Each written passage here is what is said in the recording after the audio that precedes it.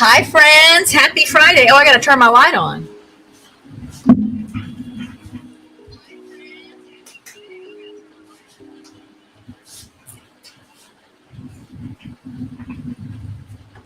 I think you could probably hear some commercials. So I like to let the music just play for a little while before I come on the screen so that if you're watching the ads, because that's part of how content creators make money is when people watch the ads.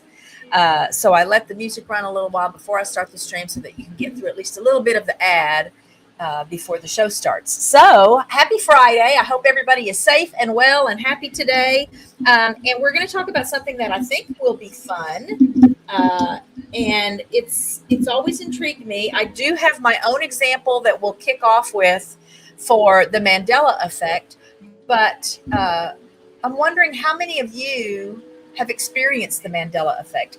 Hey, David Hunt, how are you? Thank you. Yeah, Jerry, I don't see ads either because I have the YouTube Premium subscription, which that's really the only reason I have it is so that I don't have to watch ads.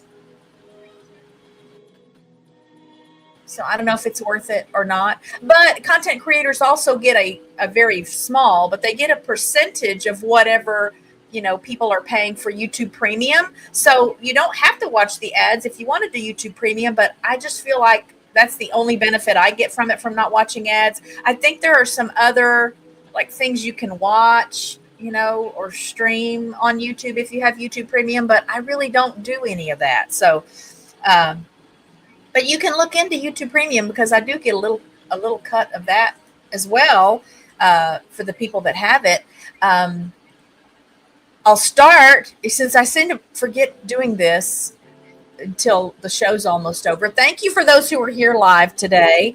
That's always more fun. And I think for a stream like today, maybe there'll be some more opportunities for it to be kind of interactive. Again, throughout the show today, I'd love for you to give me your own firsthand experiences and examples of the Mandela effect in your life or your family. It's very common, and I don't know yet what I think about what it might mean. But thanks to those who are watching live. Thank you if you're catching the show after it's ended as part of the rewatch crew, because that is just as important to me. I've really kind of settled in on what my goal is for the channel, and I just want people to watch what I post. I just want people to get some enjoyment out of streams and videos and shorts and whatever it is I publish on the channel. So I'm happy to stay a small channel if I see that people really are watching what I publish. And so far, people are watching what I publish. So obviously, more subscribers would mean more views.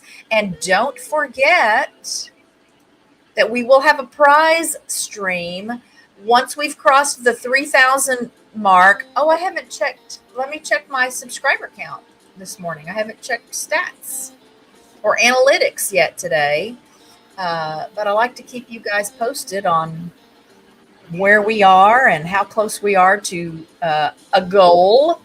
So let me get here. We are at 2,979 subscribers. So we've picked up a subscriber since Richard and I were on for our Thursday night live last night. So that's exciting. So tell your friends. And if you enjoy the show today, I'd love for you to give it a like and share it. But that whole little spiel was to be to thank people for watching live and or watching as part of the rewatch crew. So let's talk Mandela effect. I do have the stream on my up on my phone because I like to be able to know if you guys can hear it and make sure that the music doesn't sound too loud or everything is technically working like it's supposed to work. So let me get back to the chat. We're going to talk about the Mandela effect. And first, let me tell you, I'm going to show you a picture of what kind of started this idea to do a stream about this today, because I've been looking for a book for a long time online. If you've missed my Trumpet of the Swan series here on the channel, I read through The Trumpet of the Swan. It was one of my favorite books as a little girl. I read it to my kids. I think I discovered it when I was about in the third grade, so many, many years ago. And I thought that periodically I would do the same with some other of my favorite children's books. I have a fun idea for Jenny Linsky and the Cat Club because I have a black cat here. So again, I have some ideas for things I want to try to read through some of the stories of Jenny Linsky and the Cat Club. Another of my favorites from when I was a little girl. I think I discovered that book in the first grade. But this is a book.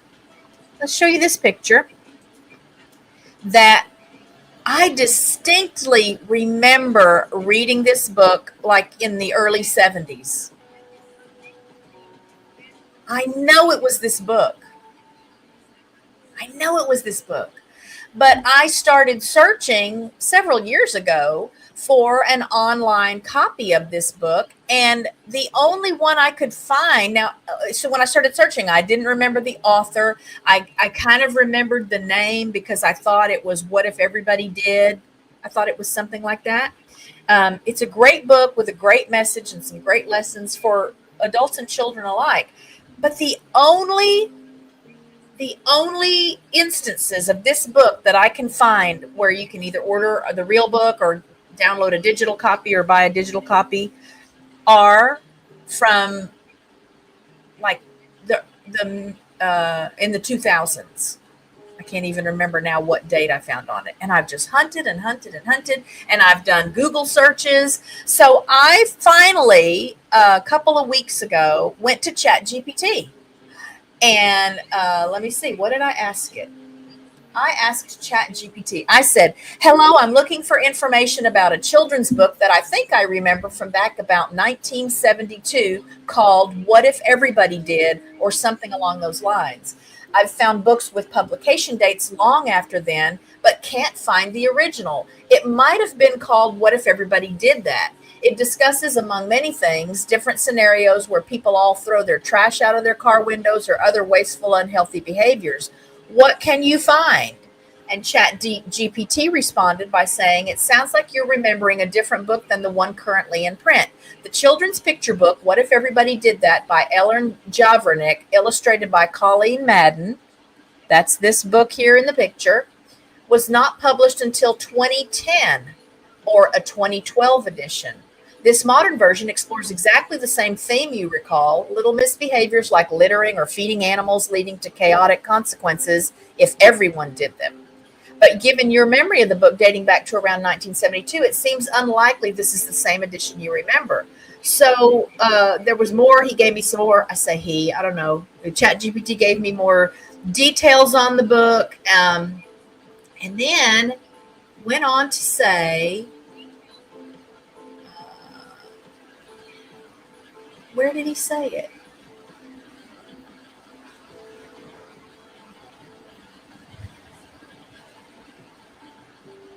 Well, I guess I'll just summarize here. But he went on to say that there are many people that have reported that same Mandela effect memory for this same book. And I thought, what? So I thought, okay, you know what? That's going to be a live stream topic. So again,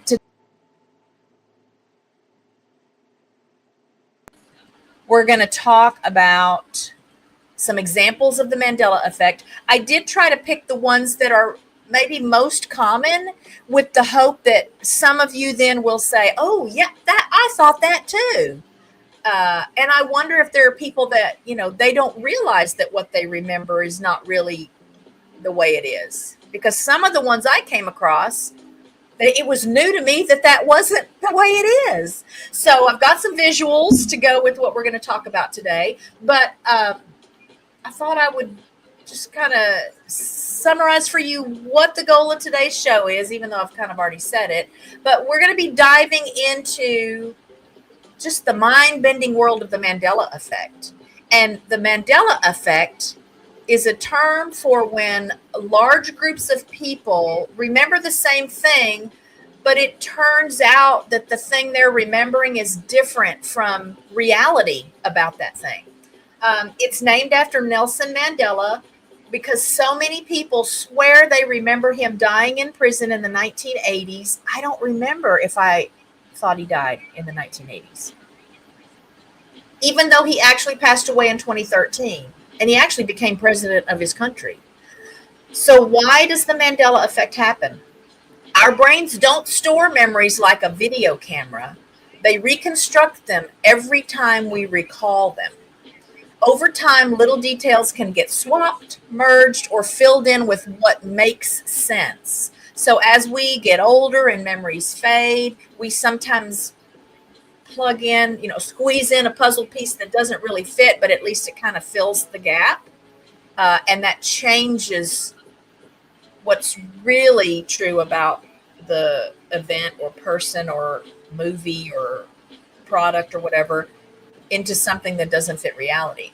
Add in repetition, pop culture, and other people reinforcing the same false details, and suddenly an incorrect memory feels like the truth. Reconciling it means accepting that our memories are powerful but not perfect. This is a great lesson in that.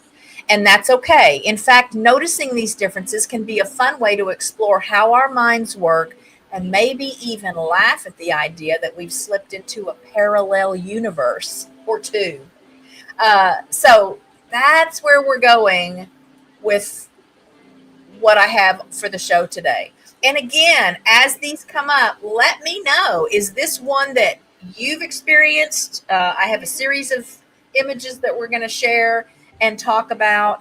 And some of these are relatively recent. Again, the Nelson Mandela one, I consider that relatively recent. But let me put that back on there. Let's put that back on there. Yeah, we'll do it this way. That's the one that kicked them all off. That's why it's called the Mandela effect, because it sort of started after people began to be confused about Nelson Mandela dying in 2013, because a big number of people said, I thought he died in prison in the 80s. He was in prison. Again, I don't remember what I remember. What do you guys remember about Nelson Mandela?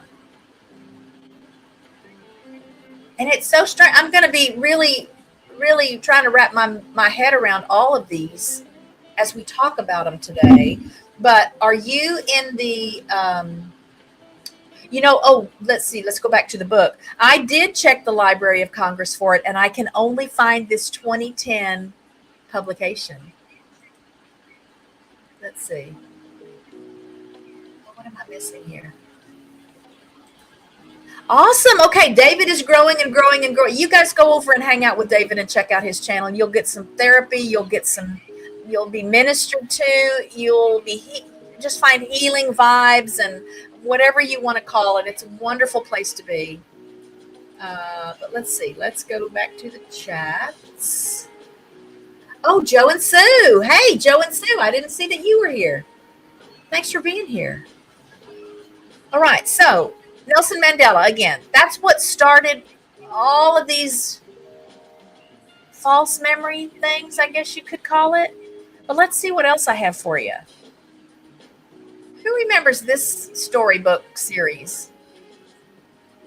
And this is one, again, I distinctly remember this being called the Berenstain Bears.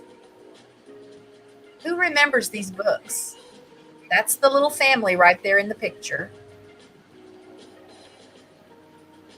But come to find out, it's actually the Berenstain Bears.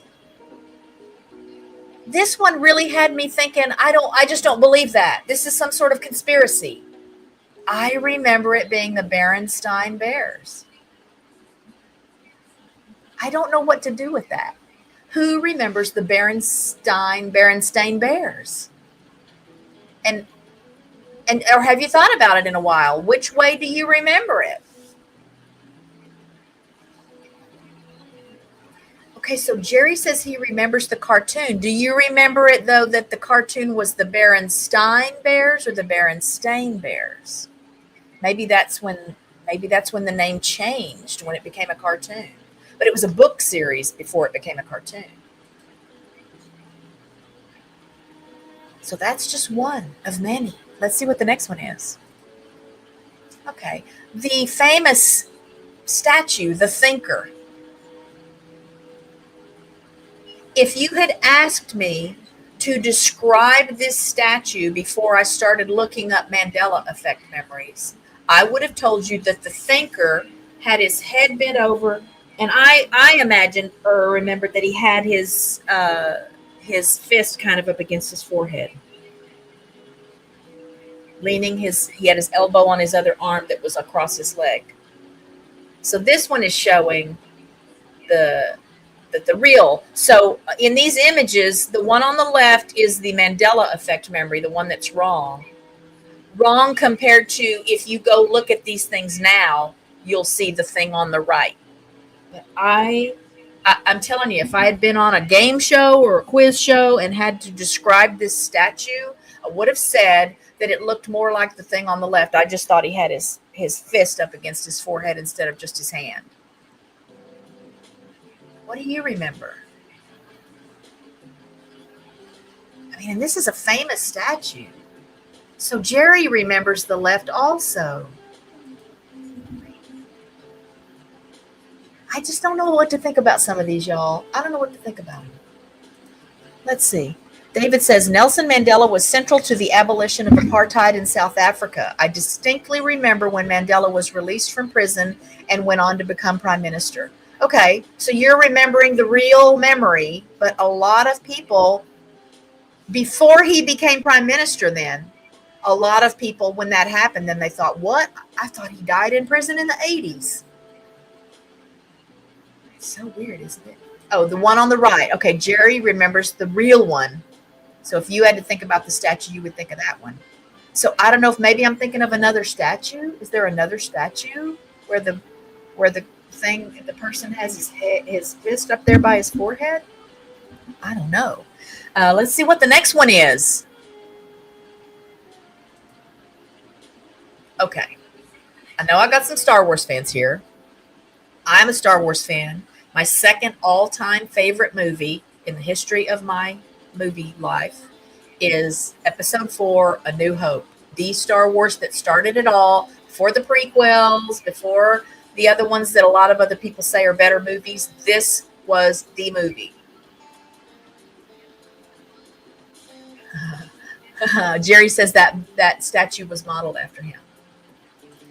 So in the scene where, and this isn't, I'm not saying that this quote is from that movie, but I'm just saying I'm a Star Wars fan because my second favorite, all-time favorite movie is Star Wars Episode 4, A New Hope. But there's a scene where ultimately Luke gets his hand cut off. Y'all remember that?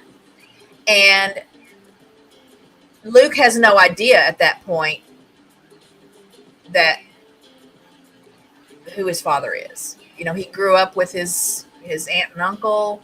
And anyway, so Darth Vader says to Luke, Luke, I am your father. Sorry, that's my worst James Earl Jones voice. I can't do that. No, that's not what he says. He says, no, I am your father. Oh, the late, great James Earl Jones. I could listen to him read, you know, a sourdough recipe, and it would just be amazing. So which of these do you remember? Because, yes, I always thought the line was, Luke, I am your father. Really, that I could listen to James Earl Jones read a sourdough recipe? So the true line is, no, I am your father. So if you've got a DVD or, well, back in the day, if you bought a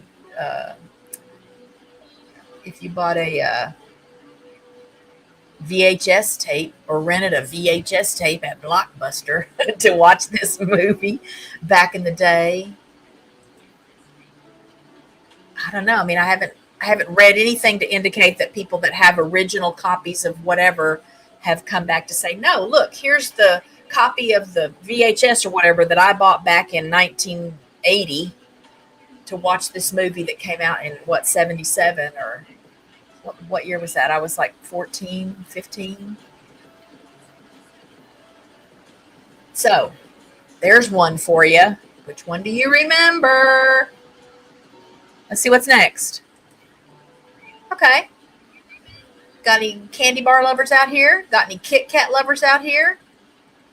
Which one of these is, well, I already told you. So the one on the left, which, yeah, I think I thought it had a dash. This one isn't as impactful, I don't think. But it's never had a dash. But a lot of people have a Mandela memory that causes them to believe that this candy bar logo has always had a dash between Kit and Kat. So David says no dot, so he remembers it without it. Again, this one I don't know. This one didn't, nothing against Kit Kats, but I don't think I've ever paid attention to the wrapper if I've eaten a Kit Kat. There was a really good flavor of Kit Kat that was like a limited thing. It was dark chocolate with mint inside. So instead of the milk chocolate with what else? What's inside of a Kit Kat?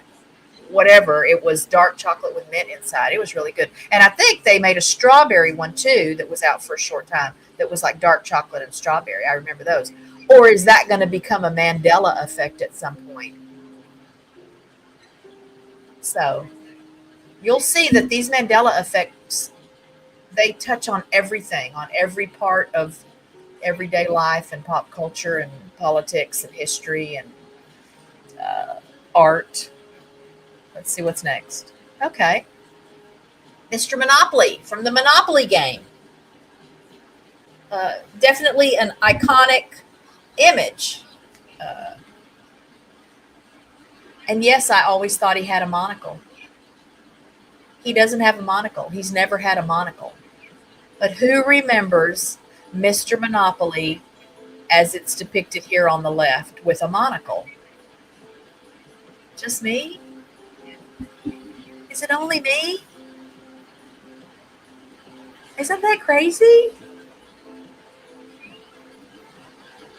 All right, what's next? Snow White. Okay, Jerry remembers it with a monocle. So Snow White. Okay. David is more in tune with reality than the rest of us. So in the scene, well, there's many scenes where the mirror is being addressed. Yes, I would have never believed that the line was not mirror, mirror on the wall, who's the fairest of them all. But that's not what is said. The line is magic mirror on the wall, who's the fairest of them all. More in tune, maybe that's it. More in tune with reality. How apropos. So, which of these do you remember? Do you think it was mirror, mirror on the wall? That's what I think. That's still what I think, even when I'm looking at this thing that tells me that that's not the line. Or was it magic mirror on the wall? I mean, obviously it was magic mirror on the wall. I'm not saying I doubt now what the reality is. And you can go and watch these movies or videos or look at these people or whatever, or characters, and you'll see that the thing on the right really is what it looks like. It's magic mirror on the wall. Okay, let's see another one.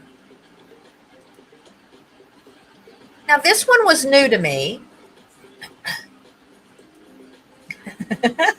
Mirror, mirror.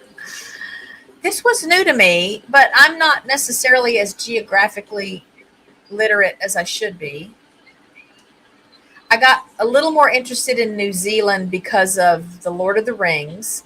And then my son and daughter-in-law eloped to New Zealand back in, what year was that? 2016? 2017. So, I might have looked up some more stuff about it, but I don't think I could have told you, if I was on a quiz show again, I couldn't have told you where New Zealand was in relation to Australia, although I knew they were like in the same general part of the world, or yeah, part of the world. So a lot of people remember that if you looked at a globe or you looked at a world map, that New Zealand was positioned northeast of Australia.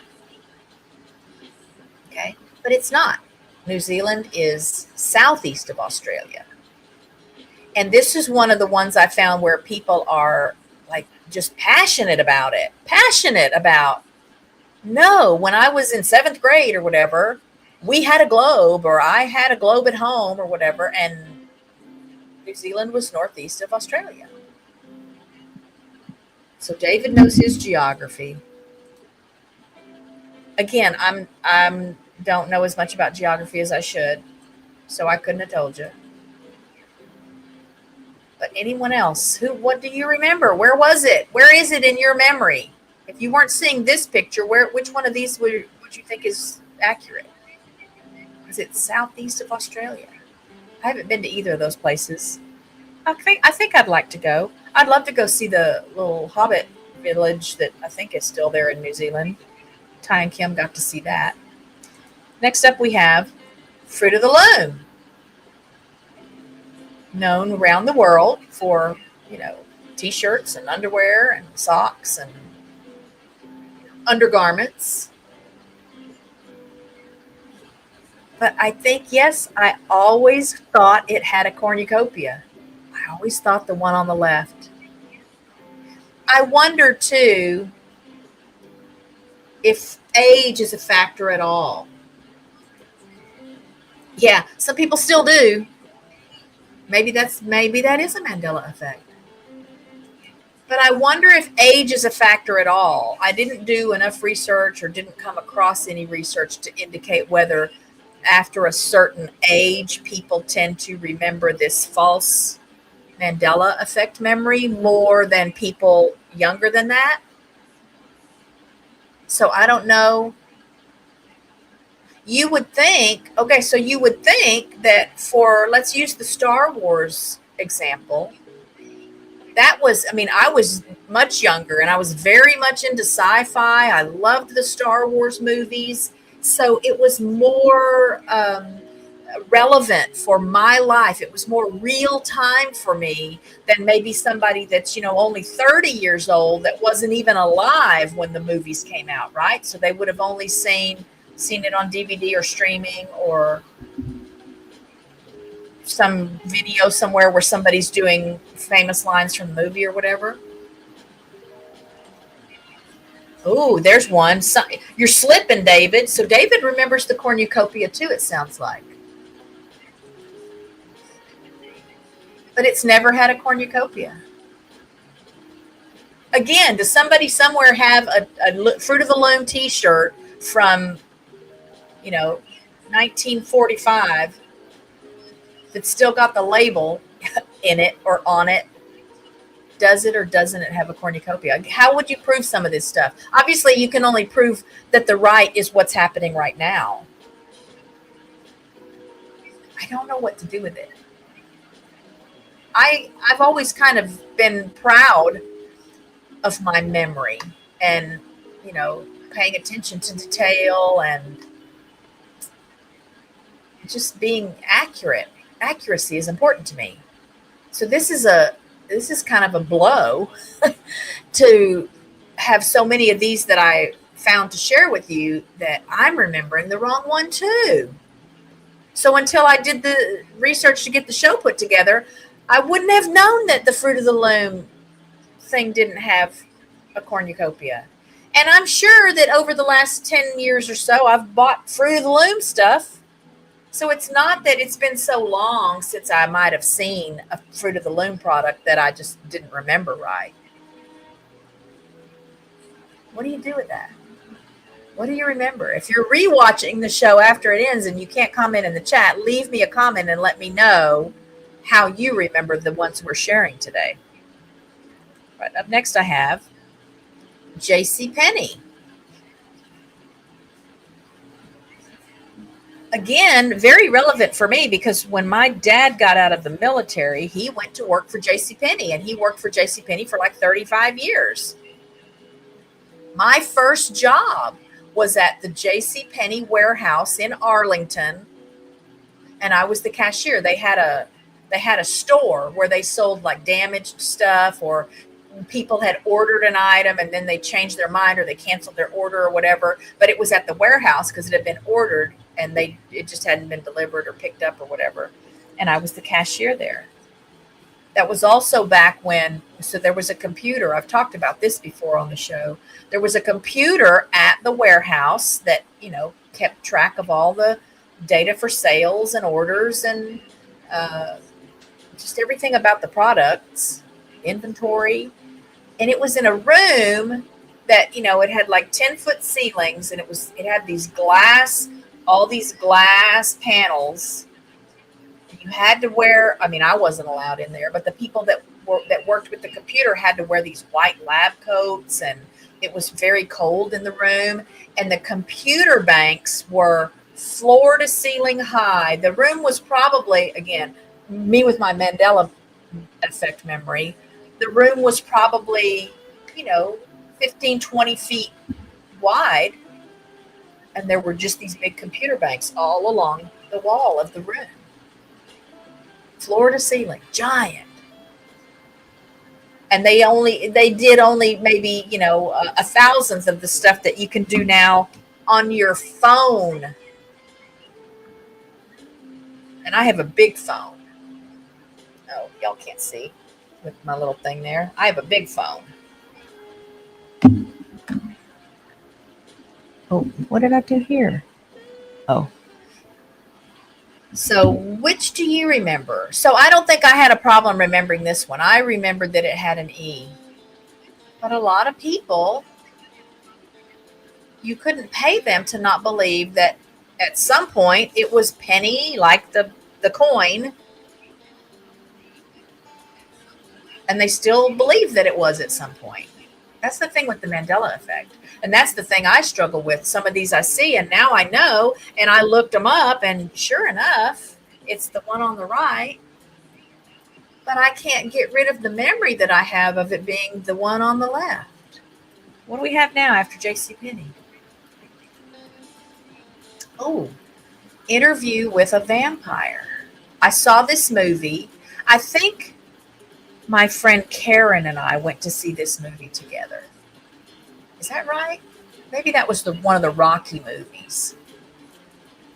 I don't remember when this came out. Oh, maybe we saw both movies together.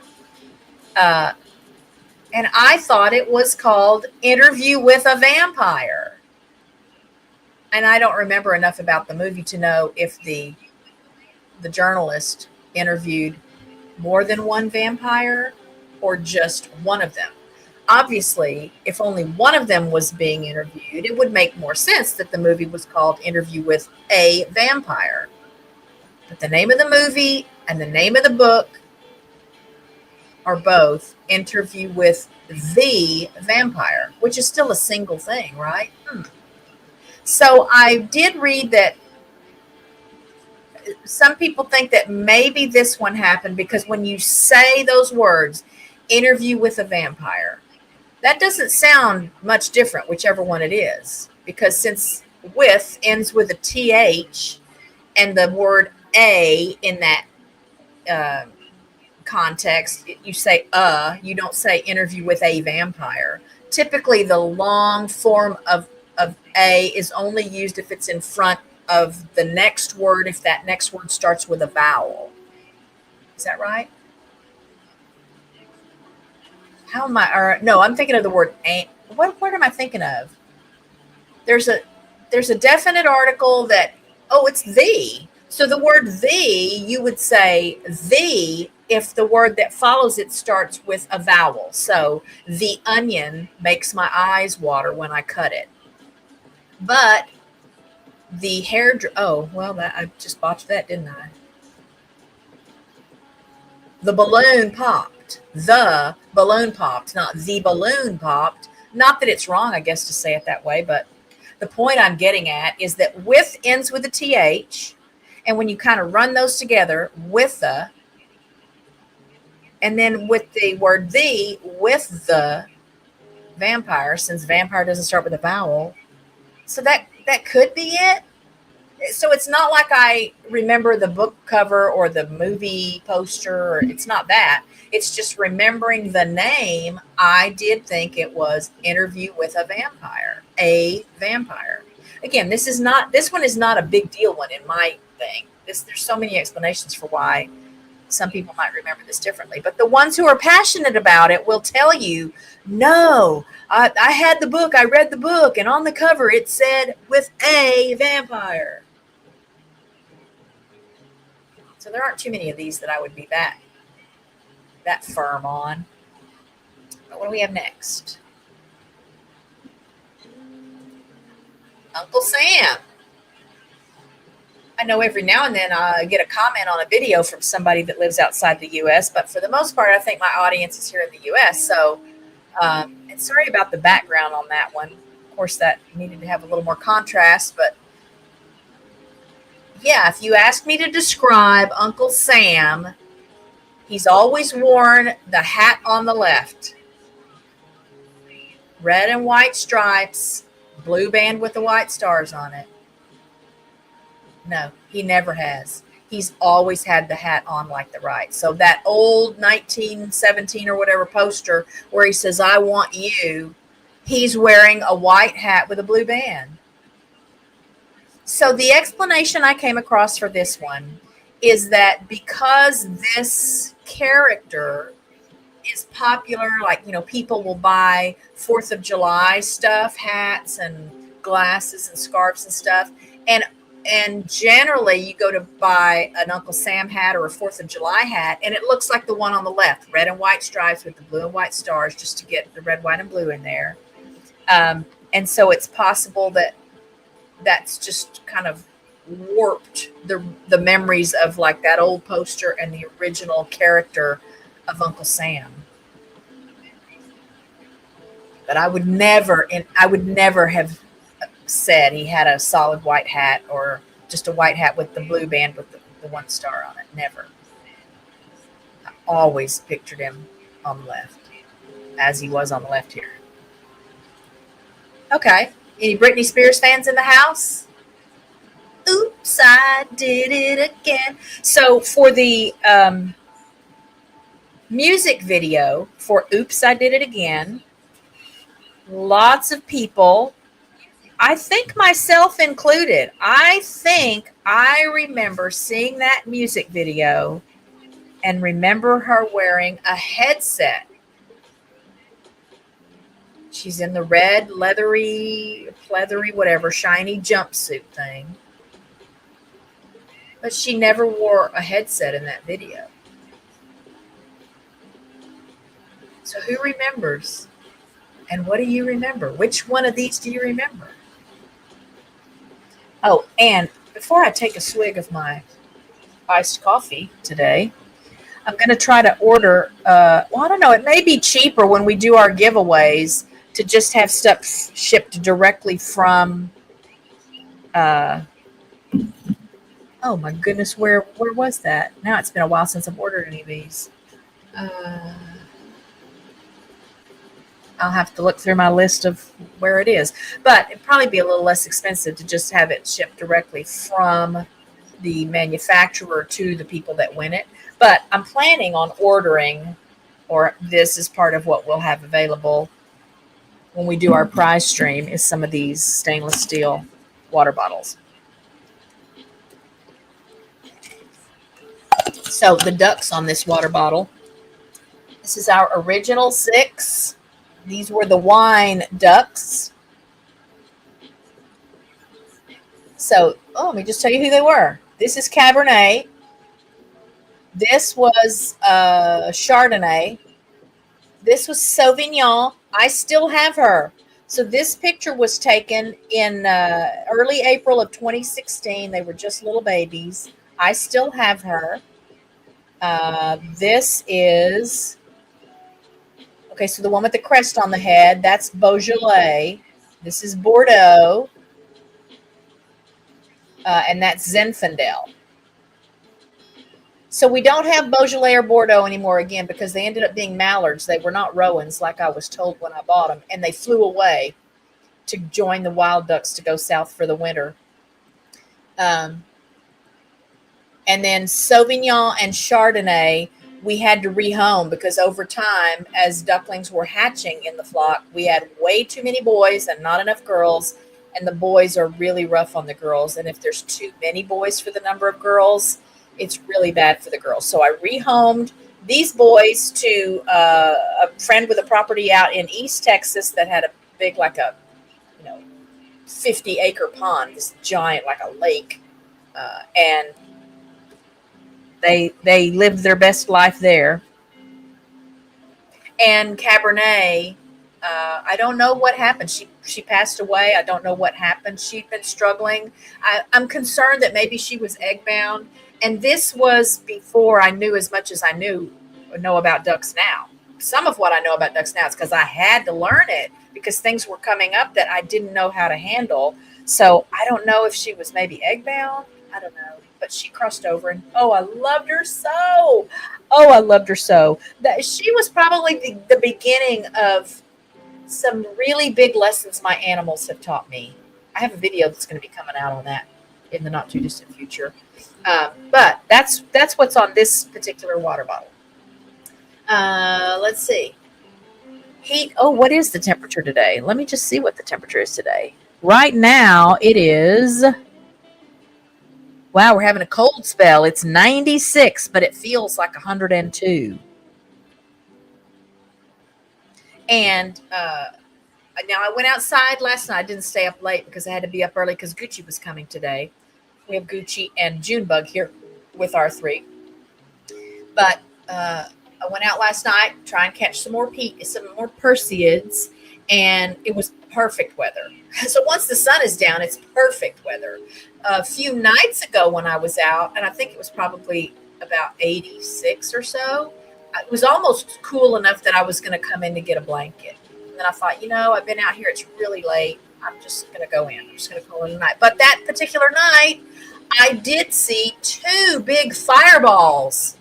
So, and the moon has been out. So, they had to be big meteors to be able to see them at all. But that was really exciting. So I don't have to be anywhere early in the morning. If it's not cloudy, I'm going to try and spend a long time outside tonight. And then there's some neat celestial stuff coming up here in the next few days. I think actually 16th to 17th, so early next week. Oh, what is today? Oh, that's tomorrow's 16th. Okay, cool. So this weekend there should be some neat viewing. So I want to get out and set up my telescope and see what I can see because there's going to be a lot of planets visible, like all around the same time at night together in the sky. How cool is that? Anyway, back to the Mandela effect. So who remembers if Brittany was wearing a headset or not? Because I sure remember her wearing a headset for this music video. Okay, classic. Who knows what this movie is from? Or who knows what movie this is from?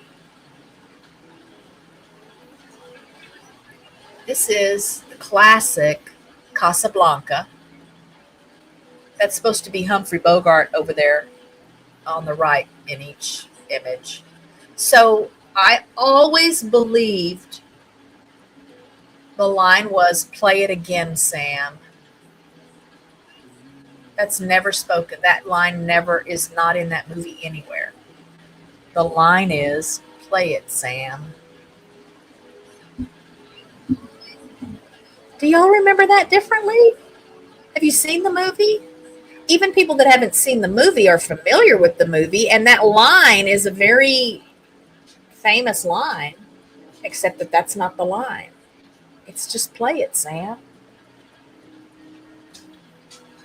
I don't know what to do with that. Okay. Most people have seen this movie. Is that safe to say? Tom Cruise in his early days, Risky Business. What color shirt was he wearing when he does his famous scene where he slides in across the floor? You know, he's just got the shirt on and some socks, and he goes sliding across, and he's got a candlestick. He's actually holding a candlestick from the mantle that he's using like a microphone. Some of these images you can't create them that way because then there's potential copyright problems.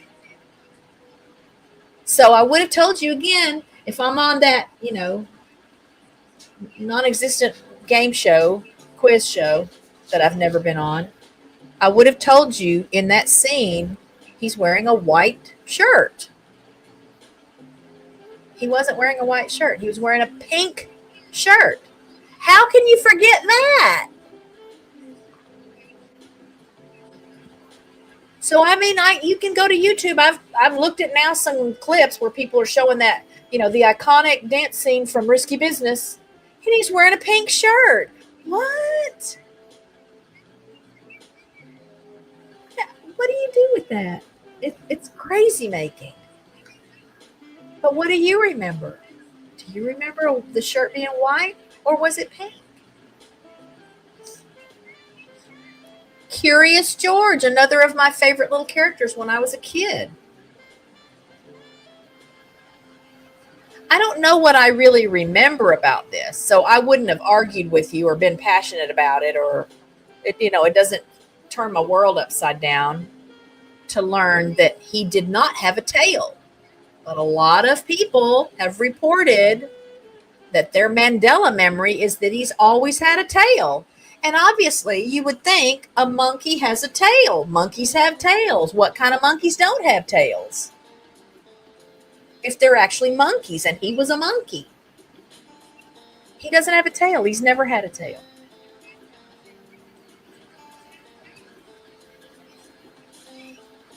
Do with that what you will. Okay. Febreze.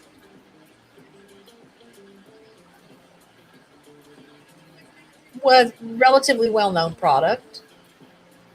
I don't know if it's as popular now as it was when it first came out, but a lot of people remember it having two E's in the name as a play on words like a breeze, air moving around. But it doesn't have two E's. And it's never had two E's. It's always just had one E. But what do you remember? I don't know what I remember. I've used Febreze. Again, this one doesn't get me all worked up. Now, I'm not I like anime, but I don't know anything really about Pikachu. Like, I don't know. I thought that was like a card game or something. Am I thinking of the right thing? Wasn't there a thing here within the last few years where people had this app on their phone and it was like a scavenger hunt or a geocache thing, and they had to find.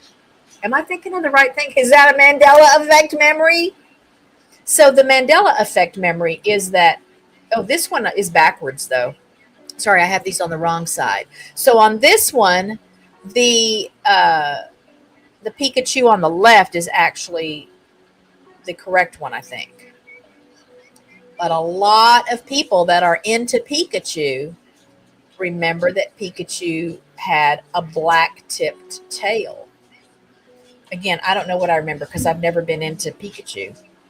But surely someone out there watching knows more about Pikachu than I do. Did you think Pikachu had a solid yellow tip tail, or was there black on the tip of his tail?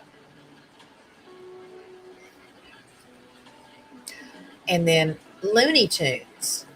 This, again, I didn't think about this one really. But I would have said to you that I thought it was the one on the left, the TOONS. I would have said I thought that. Because the word tunes, I didn't know, I don't think I know now. What does that have to do with the cartoons? A cartoon is a TOON, but it's actually Looney Tunes, like music, like a song, like notes in a song, a tune.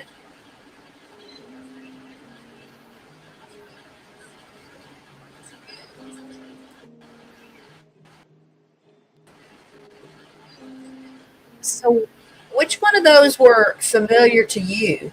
There are other ones. Another one that really surprised me was Mr. Rogers. And in fact, let me get back to my list where I had a couple more that I could share with you. I just didn't make visuals for them. Mr. Rogers, the classic, song. It's a beautiful day in the neighborhood, a beautiful day.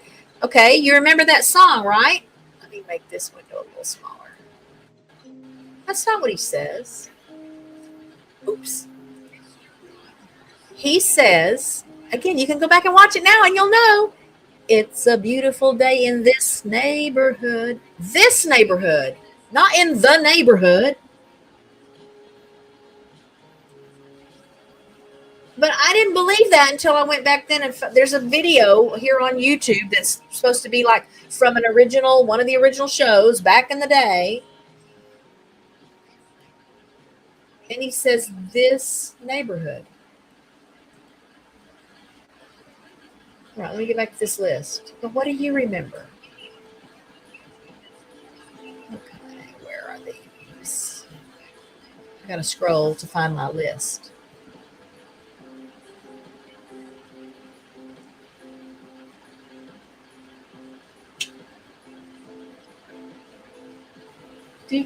Okay, so a couple of other ones.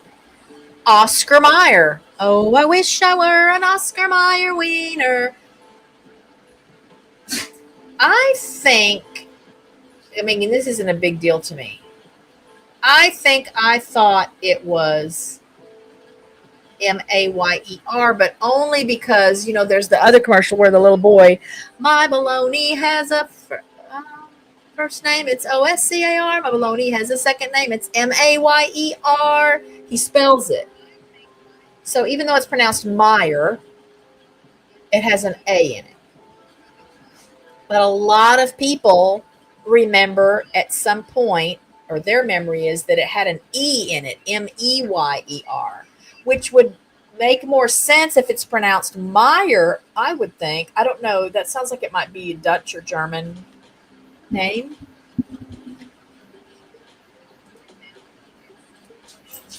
But what do you remember? Do you remember it being Mayer or Meyer? And then let's see, there was another one. A lot of people seem to remember that Sinbad, was he an actor? Was he a rapper? What was he? I mean, he's a celebrity. But a lot of people remember him being in a movie called Shazam. But there was never a movie called Shazam that had Sinbad in it. Now, I did find on IMDb an episode, I don't remember what show it was from, where Sinbad plays a genie in some episode, like a single episode of a series or something. But a lot of people seem to remember there being a movie called Shazam, which seems vaguely familiar to me, and it starred Sinbad.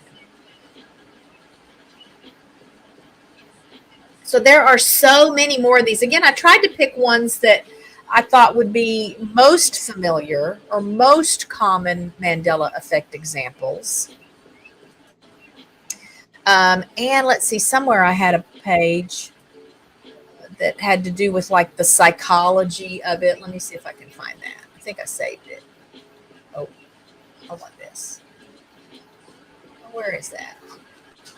I was just looking at it earlier today even.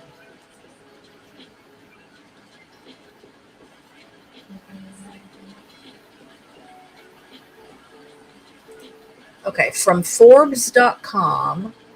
I think this is the one. Let's see. The Mandela effect, a fascinating phenomenon in which people share a collective memory that never happened, has sparked discussions about the nature of memories, reality, and even the possibility of parallel universes. So, what exactly causes people who are not connected to each other to remember the same inaccurate details about an event or image in pop culture? Let me put this on the screen for you so you can look at it too.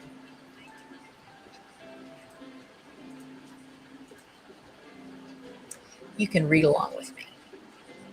Continue reading to learn more about the Mandela effect, where it originated, blah, blah, blah. What is the Mandela effect? Described as a phenomenon marked by shared and consistent false memories, the Mandela effect often centers on specific misremembered details in pop culture. It occurs when many different people incorrectly remember the same thing. So essentially, a collective false memory, says Holly Schiff, a licensed clinical psychologist in Greenwich, Connecticut. While the Mandela effect was first used to describe a false memory about a specific event in time, the visual Mandela effect, or VMA, occurs when people falsely remember certain details about a specific image, event, or icon in pop culture. The Mandela effect occurs when a group of people collectively misremember an image, event, or other artifacts of pop culture, like movies, books, or television. Misremembering may be attributed to distorted memories, misrepresentations on the internet or social media, confabulation, or inaccurate post event details, among other sources. And this goes on to say why it's called the Mandela effect, but we've already talked about that. Let's see if there's any other ones here.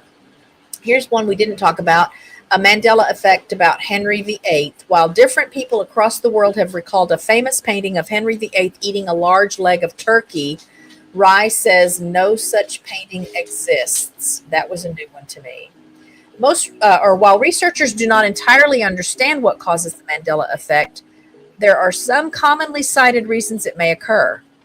One cause of the Mandela effect is the idea of false memories or distorted recollections of an event, according to Dr. Schiff. From a neuroscience perspective, when you recall memories versus remembering them perfectly, they become influenced to the extent that they can eventually become incorrect, she says.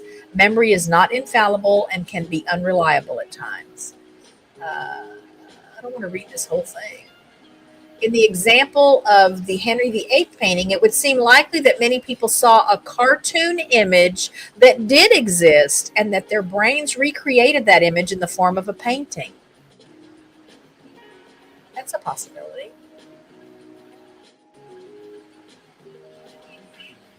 Regarding the internet and social media, the internet can play a large part in the spread of misinformation, perhaps contributing to shared false memories, according to Rye. Research suggests we're more susceptible to remembering misinformation when details align with pre-existing beliefs or attitudes. Okay, I'm not going to read that whole thing. I'm not going to read that whole thing.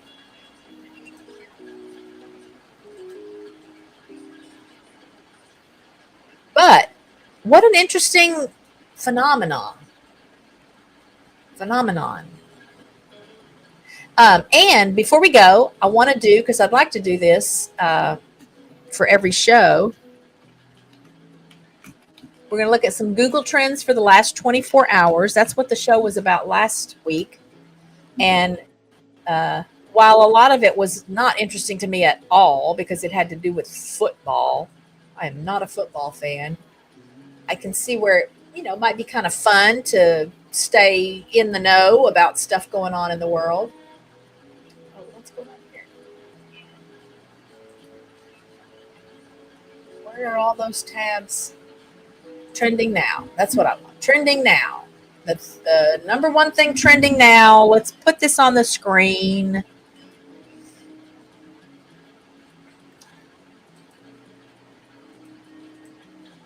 Trending now. More sports. Liverpool versus Bournemouth. Premier League. Trump, Putin.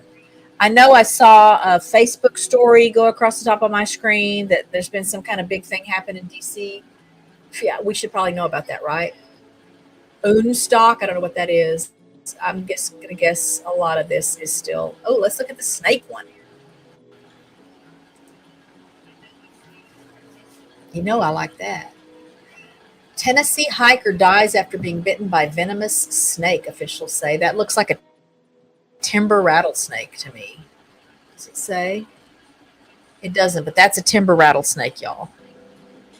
A man has died after he was bitten by a venomous snake at a Tennessee state park, according to park officials. The victim was not identified, was hiking at the Savage Gulf State Park about 60 miles northwest of Chattanooga when he was bitten on August 8th. Grundy County Emergency Management Agency Director Matthew Griffith said in a statement to ABC.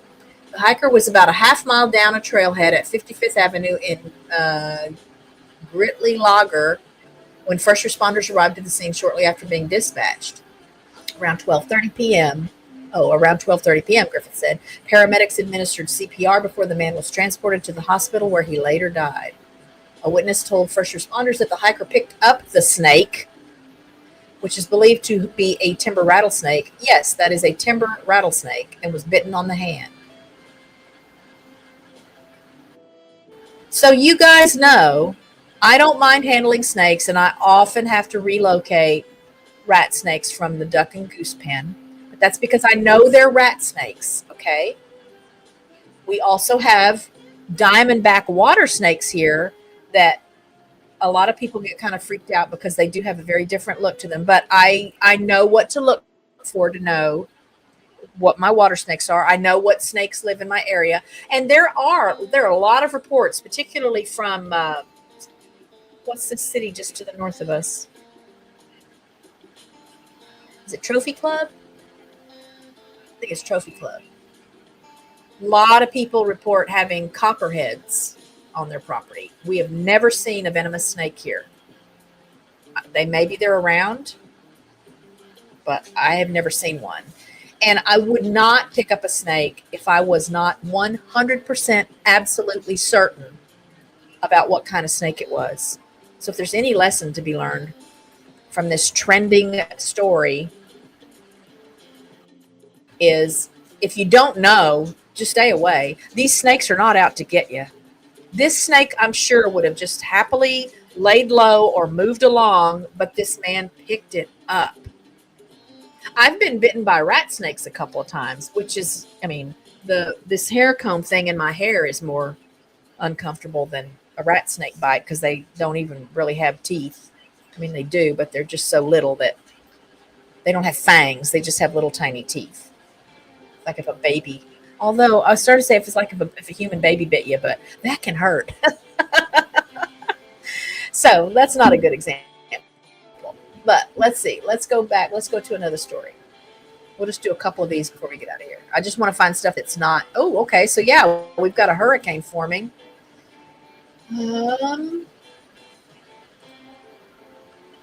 This is from CNN. I don't usually use CNN as a news source, but since it's about weather, it's probably safe.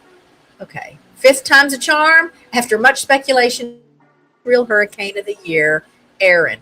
Aaron strengthened into a Category 1 hurricane with sustained winds of 75 miles per hour on Friday morning, more than 400 miles Caribbean's Leeward Islands, according to the National Hurricane Center.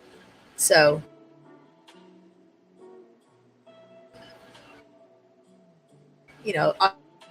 obviously it remains to be seen where it's going to end up.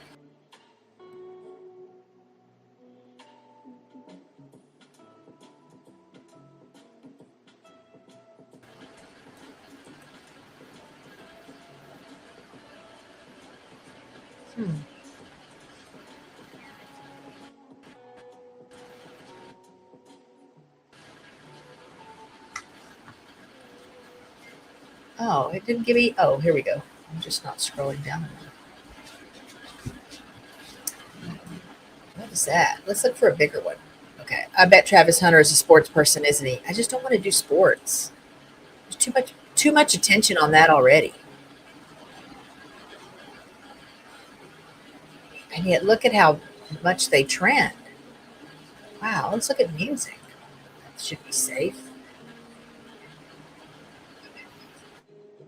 Music. Universal deny that was personally involved in Kendrick Lamar attack on Drake. What?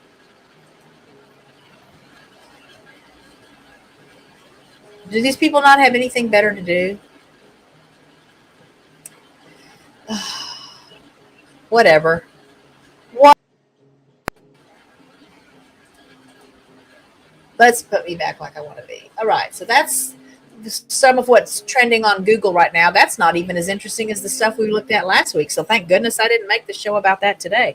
Okay, next week on the show. Well, next week is book club. I've done one of my Once Upon a Spine book club episodes. I'm going to do my second one next week, and I'm going to talk about why I believe it's wrong to ban books. Yeah, waste of time.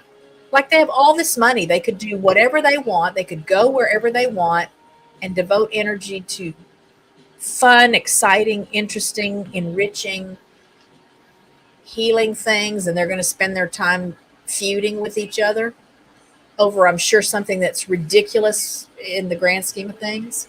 So next week is book club. Again, this is an important topic to me because I don't believe in banning books. Um, I don't think anyone has a right to do that. And yeah, I wouldn't know. I wouldn't know much at all if it wasn't for social media and now doing this Google Trim thing. So come next week, check that out. I had a wonderful time at my first one. The first episode, I just kind of shared, just some books that have been really important to me and enjoyable for me, and why I love reading so much. And so this will be a little bit more serious show, but I will still share some of my favorite books. Each show, I'll share another favorite book, like from my childhood, and along with what I'm reading right now. So I'm really liking the book I'm reading right now. I finished the Jesse Stone novel that I was reading at the time of the last book club, or the first book club episode, but I am reading another Robert B. Parker book. It's just a Spencer series book right now, but I'm really liking that. So we'll talk about that some too. And then please mark your calendars and plan to join me the last Friday of this month, August 29th, when Tyler McCoy and Canine Arlo will be on the show. I'm going to pull up that thumbnail for you. So Tyler and Arlo were with the Thurston County Sheriff's Department in Washington State, and Arlo was shot in the line of duty, like life-threatening injuries. And let's pull that up. Okay, we'll get this thumbnail here. And we'll go here. And had to have surgery, had to have emergency surgery. Oh, how can I make that work? I can put this, no, I want to put that over there. I'll just put this right here. Whole screen has to show for you to see it, which I can't do and still see the controls. So we're going to we'll pull up that image first, just so there's a graphic to go with what I'm talking about. And then I will make my screen smaller and make this one bigger. So again, this is Arlo and his handler, Tyler. And they just have a very dramatic but inspiring story to tell. So this was back in 2021 that Arlo was shot. I'm pretty sure Tyler was injured in that same incident, but they lived to tell the tale, and they're going to tell the tale on the 29th. And this has been a long time coming. I first reached out to Tyler a couple of years ago, but he does a lot of speaking engagements and, press type stuff. Again, Arlo is known all around the world. His story made national news, partly because, he's such a brave canine, but because he lived through that ordeal. And he was very famous, probably still is very famous on TikTok. I don't have TikTok. I don't do TikTok, but that's where a lot of people learned about him and learned about this story. So they do have a YouTube channel, and they have a Facebook page. So I had been following them on Facebook before I realized they had a YouTube channel. So they will be my guests on the 29th, 1:30 regular time. And then on the 5th of September, so that next Friday. I'm so excited about this one too. Wow, my internet is slow. I'm just going to pull up this thumbnail. I want to use thumbnails wherever I can because I take a lot of freedom. Wow, but it's slow. Okay, here we go. Let's do this one. Oh, y'all, I'm so excited about this one. If it'll load. Oh, come on, come on, come on, come on. And some of you may have seen, so I have had this guest on the show before, and some of you may have seen that. Sandy Steers, the executive director of Friends of Big Bear Valley, will be joining me again on the 5th of September to recap this past season for Jackie and Shadow. It had been many years since there had been any eaglets in that nest. Spirit was the last one to hatch, and I want to say that was back in 2021. So a long time without any eaglets. And this was just a stellar year. A lot of drama, a lot of heartache as usual, but we did get to see 2 eaglets fledge. And beyond the work she does leading Friends of Big Bear Valley, she's a legend when it comes to conservation and natural habitat preservation and all things animals. She's incredibly knowledgeable. She's got an amazing spirit, and I know you're going to enjoy spending time with her. So if you missed that first interview with her from back in the fall, I think of 2023, I think is right. Again, when we'd gone, at least 2 or 3 seasons without any eaglets, and everybody was just so discouraged. She's just such a bright spot in the world. So go and watch that one. It's my second most watched live stream ever because she was on the show. I'm telling you, she's a legend. She's known all over the world for her work in, nature, protecting nature and educating about nature in general, eagles in particular. And so I hope you will be with me on the 5th of September at 1:30 so we can spend some more time with her. But let's take that off. Let's wrap things up. I'm excited too today because Richard called me just before the show started and asked me if I want to go get Mexican food when he gets home, which I do. I haven't eaten all day. I just got my iced coffee to keep me going. So kudos to the dogs for being super good again while we were having the stream today. If you missed the taste test, we did the second ever taste test with the dogs. That video premiered on Wednesday this week. We had 2 longtime repeat boarders with us and their parents agreed to let me include them in the taste test fund. So they were part of that event. It was a good time for everybody. And it's always interesting and curious to see what dogs like what things and what things they don't have an interest in. So check that out and enjoy that. Oops. Let's see. Oops, that's not what I wanted. I was going to show this. All right. Jerry will be on Peaceful Des live tonight at 7 making pens. If you don't know about Jerry's pens, y'all, he custom makes pens. Like, they're beautiful. This is not whatever you're picturing in your head. Stop picturing that and go watch Jerry on Peaceful Des tonight at 7. That's Central Time. And there's a link for you. That's in the chat. So obviously you can't click it from me showing you the comment, but you can click that link in the chat to get the. I need to make sure that the replay is still on, that the chat replay is still on. It's not. I'm going to click it now, save it before we end the show. It may take a little while for it to generate, but I'll put a link. I'll do a pinned comment after the show ends today with that link in it. Yeah, that'll work, won't it? I mean, well, I wanted to copy that. It won't let me copy it. Won't let me copy. Okay, so I'll find that link. I'll put it as a pinned comment. Do like the stream for me. Let me get back to my banners.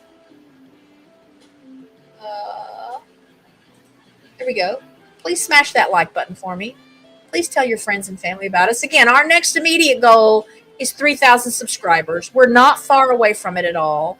And thank you to everyone who has helped me get this close at this point. But I just want you to watch what I make. So if you don't subscribe, that's fine. Just please watch what I make because I enjoy making it. And I think there's something for everybody here. I started out just focusing primarily on our ducks and geese.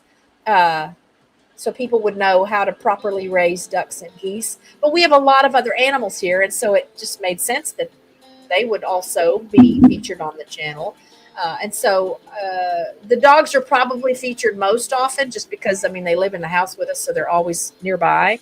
But it's about time, I guess, to do a video focusing on Cabo and Delilah. And I don't know that Yancey, we have a big red-eared slider girl. I don't think she's had much screen time here lately, so maybe I'll have something coming up with her in the not-too-distant future. Oh, yeah, I'm starving for one thing.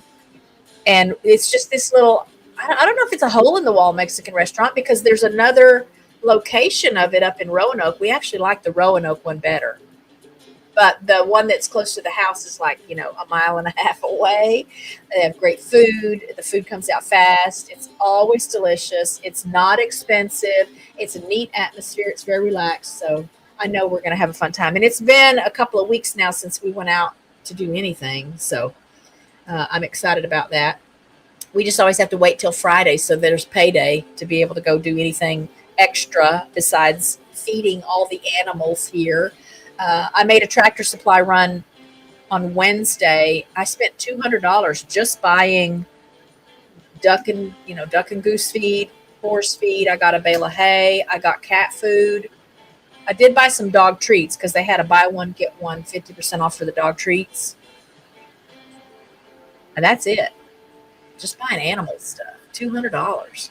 And that'll all be gone like in, less than 2 weeks for sure. So y'all do that math. That's why I'd like to get a lot of views. And have you watched the commercials? Oh, I did want to ask for anyone watching. So I got an email today. It's the first time I've gotten an email like this. So for those of you who have had a video that was sponsored by a company, I would love some guidance on how to know, like, what's legit, how is that really supposed to work?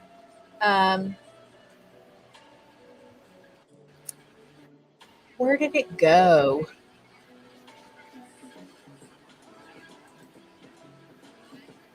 I'll just leave it at that because I don't want to give any details yet about who this is or anything. But if you know how that works, I don't know why I'm kind of nervous about it. I know there's just so many scams out there, and I don't know if I'm really getting a legitimate offer. And the way they've described it in the email, it sounds like what I would have expected.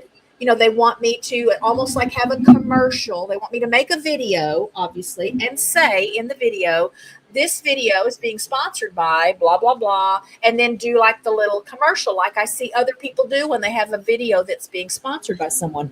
But I'm a little nervous about it because I have yet to be contacted about that. I've had companies like send us products and ask if we would use their product and talk about it and make a video about it. And it just means we get the product for free. So it's not really the same as a sponsorship. They're not paying me to do like a commercial for them. They're just asking me, hey, can you try this? And then tell your viewers what you think about it. How did it go? What did your animals think? Obviously it's been animal related stuff. And then we've had a couple of others that have reached out asking, hey, we'd love to send you, like somebody wanted to send me some jewelry. I don't wear jewelry. So I just had to tell them, no, I'm not interested in that. And there were a couple of other ones where like I should have done that kitchen thing. It was a kitchen utensil set, but it was really early on and I was just so nervous. I just thought, I don't want to send you my address to send me something. I don't know who you really are. I've never heard of you. But the other companies that we did videos for, I knew who they were. I was familiar. You could look them up. It's legit. So this one, yeah, Jerry, I'm gonna. We'll set up a time. Maybe I'll call you, or and I'll let you know exactly what this email says, and you tell me. Oh yeah, that's how they do it. This is totally legit. And let me know, how do I like look these people up? I just want to be safe. Um, but I'm excited at the same time. I feel like that's a good indicator, right? If somebody somewhere has found my channel and they've seen something that looks like it would be a good fit enough that they're willing to pay me to make a video just to say who they are and encourage people to check them out, then I'd love to try that out. Because from what I learned, I've talked before, nobody will get rich unless you've got, if you're Good Mythical Morning or somebody that's got, what do they have? 20 million subscribers now. So they probably get, 15 million views a day on their videos. Okay, that's a lot of ads that are playing for the people that have to watch the ads or even if it's just people that have YouTube Premium, that's a lot of slices of the pie going to Rhett and Link. Well, I'm never going to be that. So what I've heard is the most effective way to make money is to have sponsorships, to work with companies that sponsor your videos. And now I understand that's why a lot of these big channels do their little commercial breaks, kind of, where they tell you this video is being sponsored by, blah, blah, blah. So I'll get with you, Jerry. Thanks for offering to help me with that. But anyone else that's got any tips or tricks or guidance, I'm open. Okay. I want to do it the right way and make the best of it. But I'm going to turn you guys loose, maybe let the dogs out to do their business before Richard gets home and we go have Mexican food. I will see you next Friday for Once Upon a Spine, talking about banned books. And then please be with me on the 29th to meet K9 Arlo and his handler, Tyler McCoy. And then back on the 5th to hang out with Sandy from Friends at Big Bear Valley. All right. I love you all. Be safe. Be happy. Be well. I'm sure there's a banner I need to put up. Oh, here we go. We'll put this banner up for just a second. Let me take this banner off, but do smash the like button for me. And I'll see you. I'll have some videos coming up again soon. So be watching for those and check out the most recent German Shepherd ones that have gone up on the channel. Have a great weekend. And again, thank you for spending time with me today. I love you. Bye, friends.